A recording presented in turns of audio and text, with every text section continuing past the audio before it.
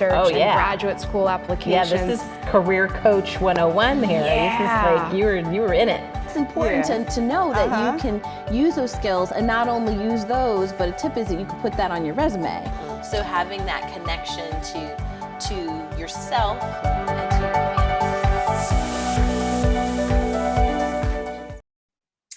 Hello and welcome to Career View Mirror. I'm your host, Joyel Crawford, and today's very special guest is Renee Sterling.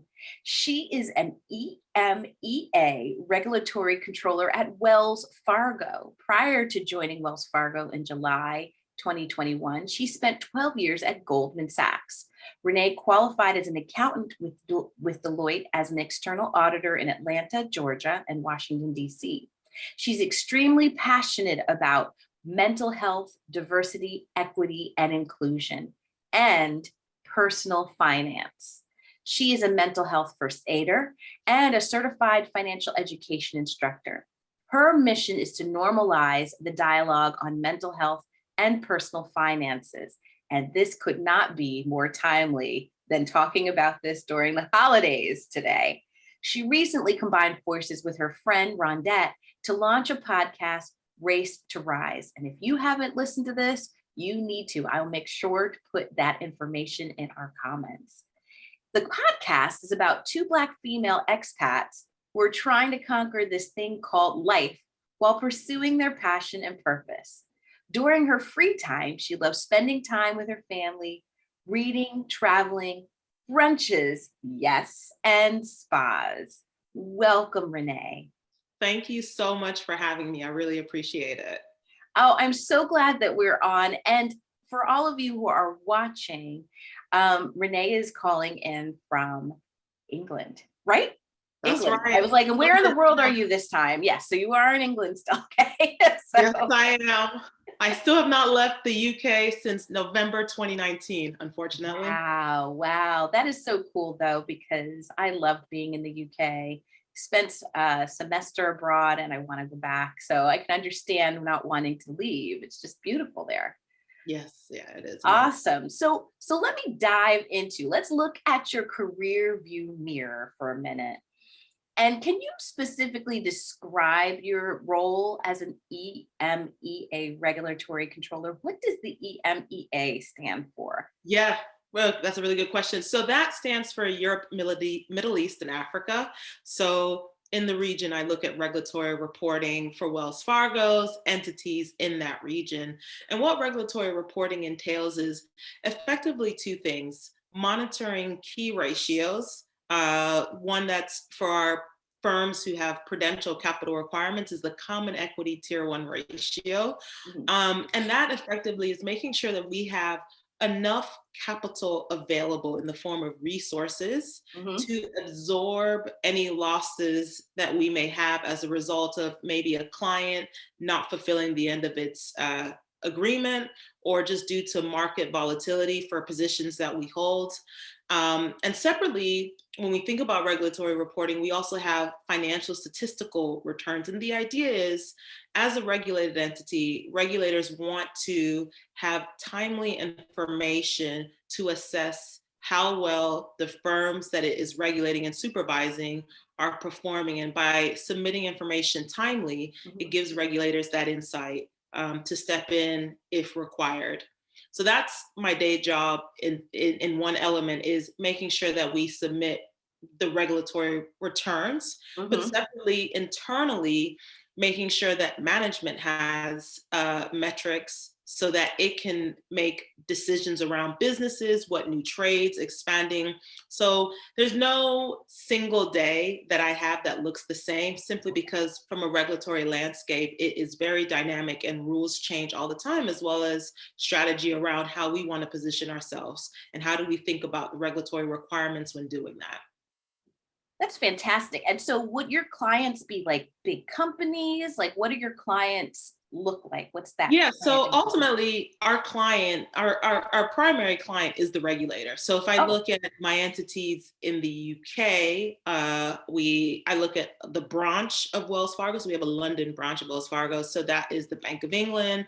If I look at our broker dealer, actively trading in securities or helping with underwriting and issuing stocks or bonds for our clients, that will be the Financial Conduct Authority. And also, depending on the size of your entity, you could be dually regulated. I'm not trying to go too technical, but obviously each country that we are performing regulated activities, we have a different regulator that we need to comply. Now, within the EU, they're typically for the larger institutions, there is a common regulator, but if we're much smaller, then we have the local regulator. So the French entity I look at is being regulated specifically by ACPR, which is the French regulator.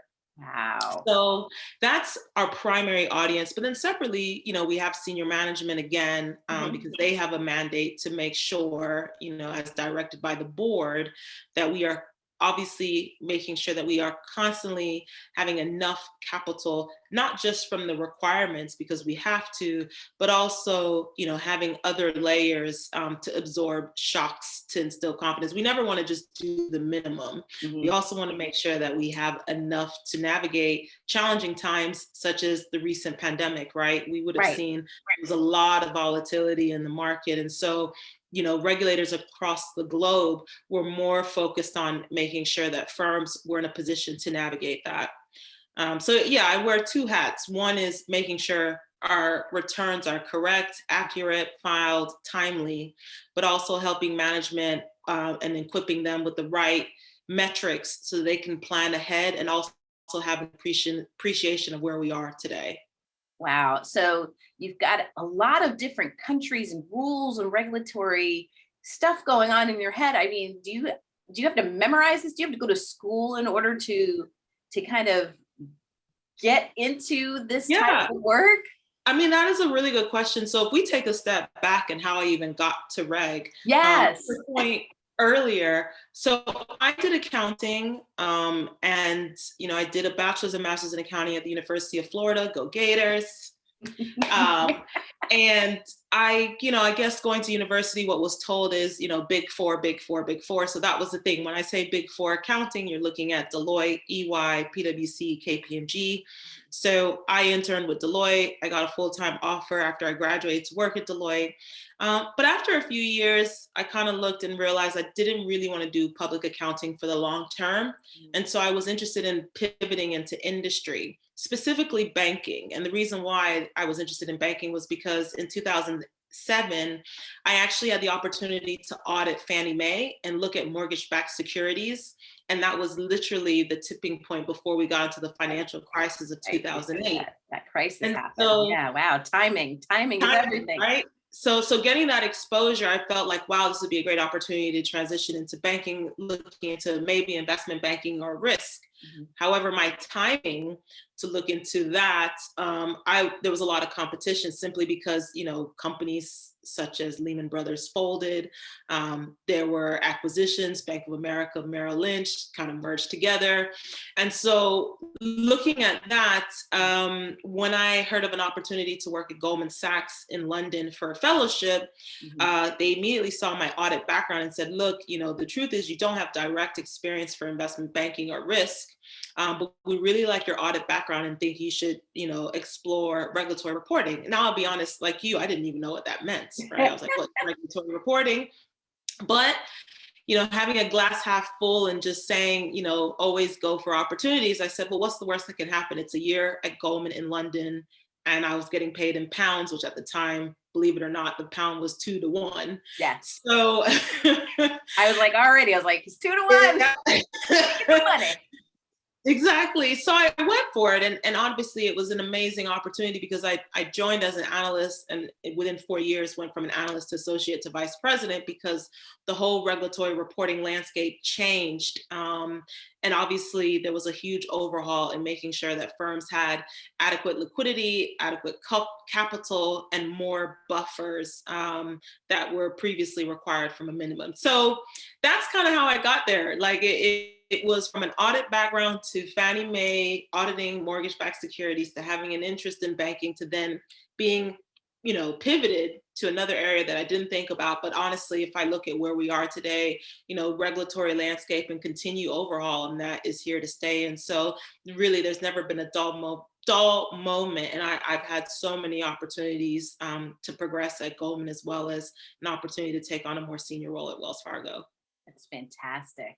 I mean, are there any tips for somebody who wants to follow in this type of career path? I know that yours was very unique to you, and then you took a chance on yourself and you just rolled into this new, this new world of regulatory advising. So how would someone, like, any tips or? Yeah. Good question. So look, I think one, just being curious. I think what you'll find with the rules is, I remember when I first joined, I was like, I need training. And I remember my manager at the time was like, there is no training with rules, with regulatory requirement. You learn on the job. And I think that's one of the cool things is it is something that you can learn on the job. I think obviously it helps if you have an accounting background, but I know someone who was a journalist who was able to transition from being a journalist to reg policy.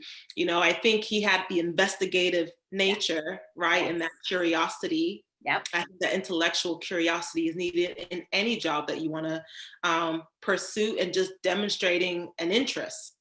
An understanding of, like, what is the regulator? Do you understand the regulators? Do you know the difference between the regulators? Do you understand the difference between, what is being done from a compliance, which is looking at more behavioral, versus more from a regulatory prudential when it's looking at more financial metrics? So to me, I think it's just intellectual curiosity, having the ability to learn on the spot. Soft skills are everything, because if you think about what it takes to implement new rules, there's going to be an element of technology, there's going to be an element of change management, there's going to be an element of working with legal, compliance, accounting, the business directly, whether it's the trading desk or investment banking or asset management. So that's my advice to anyone is, whatever you're interested in, if you are interested in reg reporting, it's to have that intellectual curiosity and then zoom in. What is it that you want? Do you want to be on the buy side, which is looking at asset management, hedge funds? Do you want to be on the sell side, which is your investment banks, your broker dealer, or retail bank? Maybe you find retail bank interesting. So I always tell people it's one thing to start with the interest, but it's better when you can dig deep and actually go into the why and what is it. So exploring the why and the what. 100%. That you want to do. I remember when I was coming up and kind of trying to figure that out, like I knew I wanted to be in HR and I knew I wanted to do training, but I also thought, well, am I cutting my nose off despite my face? Maybe I'm focusing so much on this that there could be other departments that I might be interested in. I remember shadowing in those different departments. Is that possible to do in your industry? I mean, I think nowadays the industry is trying to have, more forums to get people who are, fairly junior in their career or more established to explore their areas, and if they want to reinvent themselves. Me personally, I'm all about just reaching out to people. If you are in banking and that's something you want to, explore, or to be honest, there's so many people who have reached out to me on LinkedIn, right? In some cases, I don't have all the answers, but I'm always happy to help and speak from my experience. But I think it's starting with your network. Like, is there anyone that's in regulatory reporting, or are you in a company that has an element of regulatory reporting? And people love to talk and connect, right? Your questions have to be very specific, right? It's more like, what is it that you do? Who are your stakeholders? What is your workflow like? And I think the more you delve into that, that's for you to then assess, based on the workflow, based on your own assessment of what your strengths are and what you enjoy, are they compatible and do they go hand in hand? Yes, yes. I think that is so key. And I feel like LinkedIn needs to start paying me for as much as I leverage them. And I'm like, where are the royalties coming in, LinkedIn? Just saying. I'm just always talking about how to leverage LinkedIn as a networking tool, because a lot of people are flattery operated, just like myself, who love to just connect and talk about how they got where they got to and what have you. And especially if it's in the lane that you're working in, of 100%. course, you're going to want to talk about that because you're passionate about it. So leverage it. Just if you see somebody like listeners, my audience, if you're hearing what you like from Renee, follow her, connect with her later on. Perhaps, these are the things that help leverage your career and help you move forward. And I think that's so important to again start with your network. And you can create a virtual network, and nowadays that's kind of all we have right now. Really? So I mean, certain countries are have just opened up their lockdown from being locked down for like 20 plus months. So this is leverage your networks. Yes. Exactly. No, I agree. It's leverage your networks. And to your point, sharing is caring. I just don't believe in people reinventing the wheel. Me personally, I just had an open mind and I kind of stumbled into it and it just worked out. But, I think I always try to remind myself, whatever experience I have, like make sure that one, I'm enjoying it, and two, the projects and the remit that I have is something that can help me reinvent myself should I want to. And I think there's so many transferable skills that you can get from having a career in regulatory reporting. Absolutely. And leveraging those transferable skills. I mean, just thinking about the colleague that you have who's a journalist who leveraged his investigative skills into the field of regulatory reporting. So, I mean, I think it's very interesting, and making sure that you stay open. Yeah. What's one myth about working in your field that you wish you could eliminate? Ooh, that's a good question. Maybe I think in the past, the myth for regulatory reporting is you just do returns. But actually, I think nowadays, because regulation goes hand in hand with new business and initiatives, I think you have an opportunity to be a strategic advisor when it comes to opining on regulatory rules or helping the business to think about ways to optimize capital while also, trying to fulfill its objective, which is to generate the greatest return possible for shareholders. So I'll definitely admit that, when I first joined, it was at the peak of financial crisis. It was just, okay, you guys do regulatory reporting back there. But, fast forward, as rules evolve, businesses are constrained by capital. There is a cost of capital that's used to deploy. So the more you are well informed on the rules and how to advise, the better value you are and the more highly demanded you are. So yeah, I definitely think that myth of just, paper crunching, number punching, I think that's starting to change. I think being able to understand rules and data and helping to advise on that is definitely the way forward. Excellent. Thank you for dispelling that myth. Because I think that there's a lot of times where people, like you even said, you were like, do I really want to go into this? Absolutely. But then, the more you learn. So it's really important to not lean on kind of what you hear, but to explore it yourself and learn. So thank you for sharing that. So I like to, to downshift into self-leadership and talk about how you stay on top of things. Like I said, Renee is dialing in from the UK, so her day is over, or maybe it's lunchtime. I'm not sure how long you work, how long your days are, since you said no day is the same. But how do you fill your energetic cup?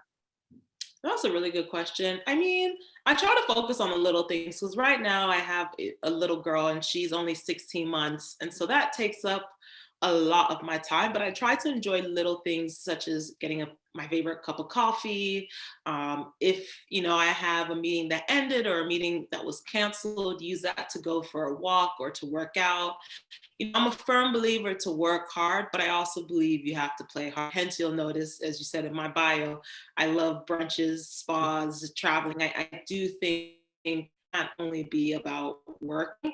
That said, you have to understand that there's just going to be times where it would be nice, but you just don't have that. You have to focus on deliverables that are urgent. So for me, being new to the company, working on projects that have deadlines, by the end of this year, it's been harder. But then at the same time, I'm like, well, Christmas is coming around, so there's going to be some downtime. So, my way is try to find the little things. I think sometimes we wait for this grandiose holiday. Yes. But actually, I think sometimes just taking 5 minutes to even go to my favorite coffee shop and getting a coffee is a form of self-care for me, because I'm getting fresh air and I get to breathe in, breathe out, drink coffee, and then re-energize and get back into it.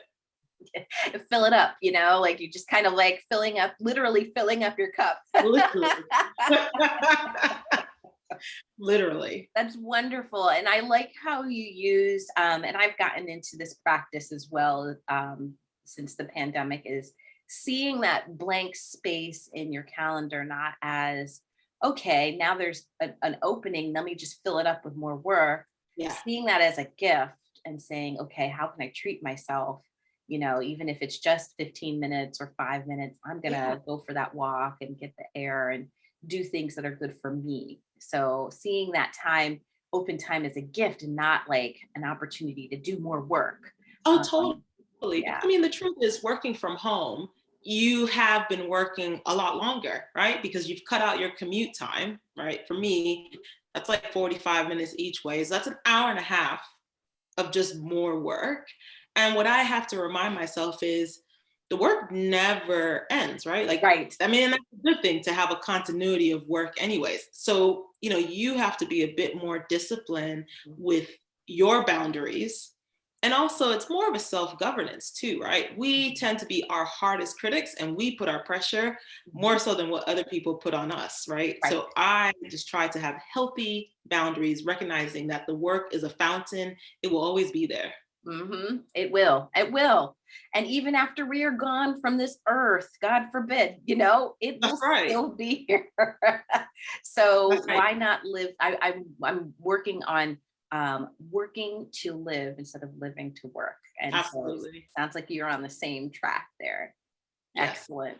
So have you experienced any challenges? I know that the world of finance or being in the banking industry may be challenging, but you are obviously, and for those who are not watching but listening, Renee is a Black female, so she, have you dealt with anything or challenges in your career that relate to your identity, and how have you combated that? Yeah, look, that's a really good question. I mean, let's start with number one. Sometimes it's lonely. There's been a long time where, it's not unusual for me to be the only one, or not unusual to be, one of the youngest in the room. And, it's always nice to have a role model who looks like you, who you can like bounce ideas off and all that fun stuff. But I have always had to, train myself to say two things, right? Like, yes, it would be great to have someone who looks like me, who's more senior, who can steer me or guide me, or I can try to be the change that I want to see. Yes. And so that's an attitude that I've tried to take, number one. Number two, I think we all know 2020 was absolutely a very, very, very challenging year, both emotionally and professionally. Professionally, because you have to continue to be on Zoom calls with a game face. Everything's okay. Emotionally, you're torn because you've recognized and been reminded on several occasions, whether it's George Floyd, Breonna Taylor, Ahmaud Arbery, that if you're at the wrong place at the wrong time, that can happen to you. And so one of the things that I did that was extremely risky was use my podcast with my friend Rondette to record an episode called Can We Live? And I genuinely wanted to know that, because I just felt like it didn't matter what accolades I had, what companies I've worked for, that does not make me immune. And that was a very raw, emotional journey to do. But I felt like, and at the time I was pregnant with my daughter, and I felt like, how can I instill courage to my unborn child if I'm not going to be courageous and speak up and wave that flag?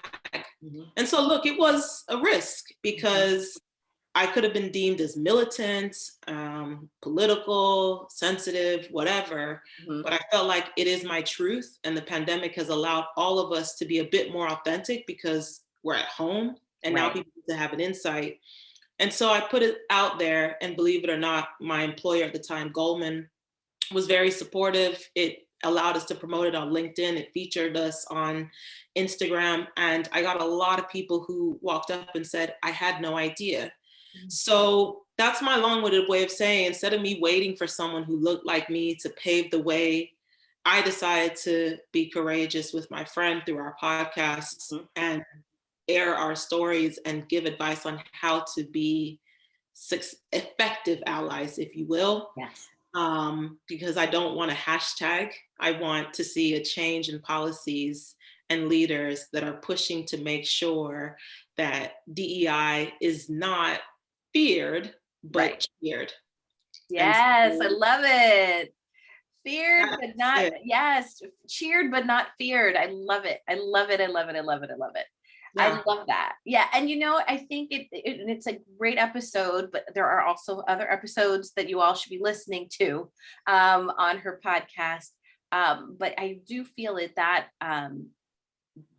the impact that you can make. I know that Shirley Chisholm says, if you don't have a seat at the table, bring a folding chair. But I'm like, build your table, build the table, build the whole dining room set, the whole boardroom and everything. I think it's important when you have those obstacles that you build it yourself. Yeah. And not being afraid to ask to be amplified. I think it was, like I talk about in my book, Show Your Ask, just advocate for yourself.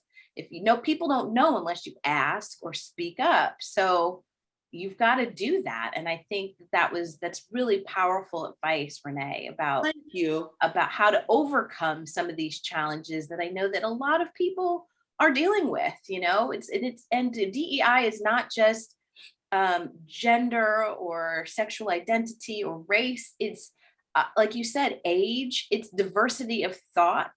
Absolutely. And experiences, and being able to, again, cheer it on instead of fear it. It's not going away. It's who we are. All of us, have diversity and strive for equity and inclusion. So it's important for you to completely champion that. Thank you. No, thank you. Yeah, definitely. I'm glad that we did that, and I'm glad we got the support, and long live that people at least understand that there's a different perspective. And to your point also about, being a Black woman, I think for a long time, I believed that my work would speak for itself.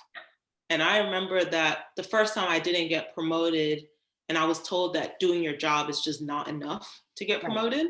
Right. And I think, it's coming from a Caribbean background. Both my parents are Jamaican. I was just told, you put your head down, do your work, let your work speak for itself. And to a certain extent, your work will kind of guarantee that you have a job.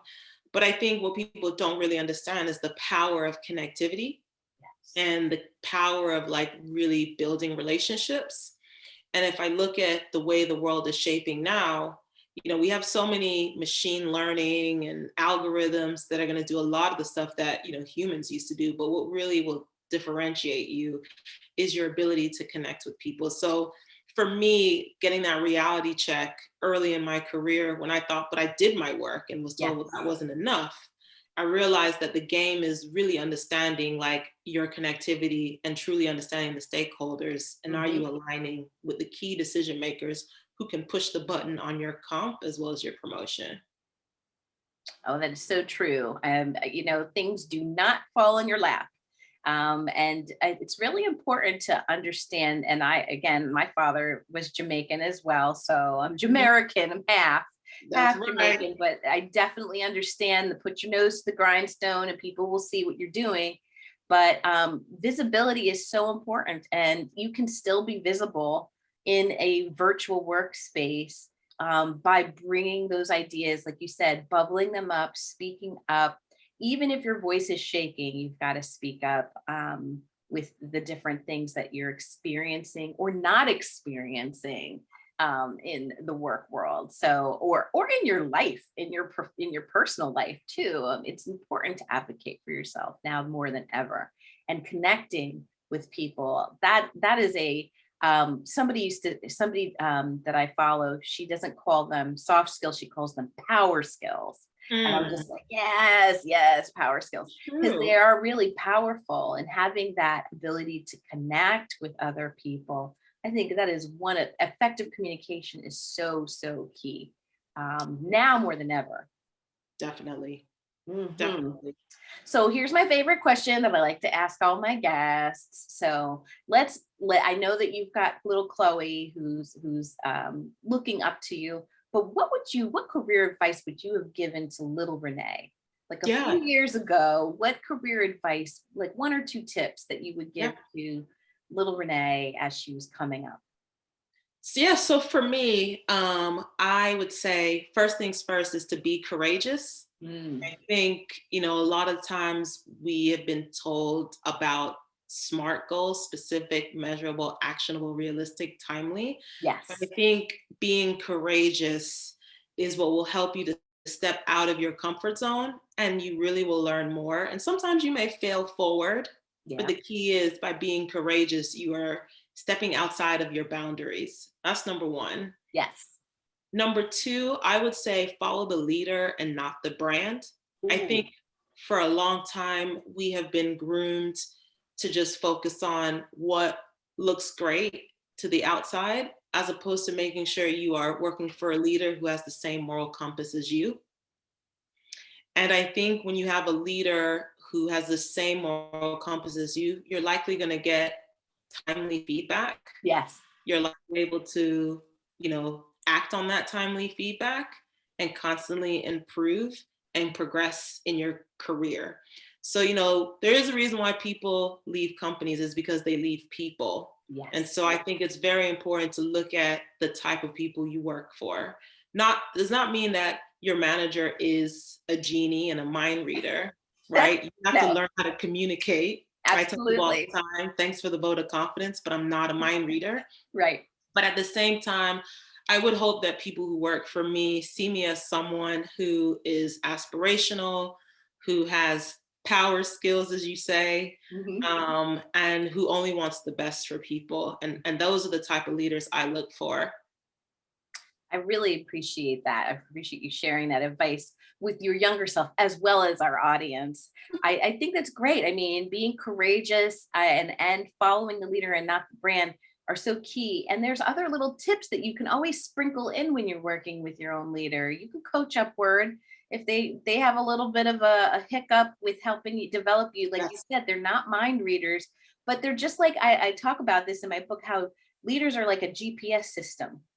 And you put the address in to the system and they help you calculate the route. And if you're getting lost, they're helping guide you on the track of where you want to go. But you've got to, if you've changed course, you've got to change the address so that they can recalculate the route for you. They won't know unless they know. So 100%. And honestly, I did that before, years ago. I had a manager. He didn't mean badly. No. But he just did something. Just like, hey, just in the spirit of real-time feedback, 1, 2, 3. And he, was like, oh my gosh, I had no idea. Thank you. But I think a lot of times we play scenarios in our head. And so that's how things perpetuate. Whereas for me, I just like to be direct. Maybe I'm too direct sometimes to my detriment, but I'd rather just air it out so we're on the same page, right? And I think that's just so important. It is so important to speak up for yourself and advocate for your career. But again, it doesn't just happen. You have to actively do it. We've got to actively work it. So I appreciate you sharing those tips and all of this wonderful information.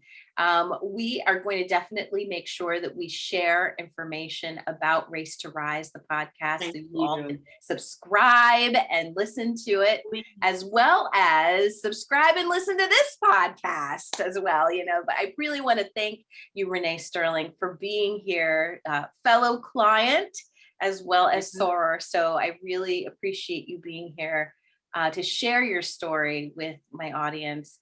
And again, if everyone, if you like what you heard, subscribe, share it with a friend, and be safe. Thanks for listening and have a great day. Thank you.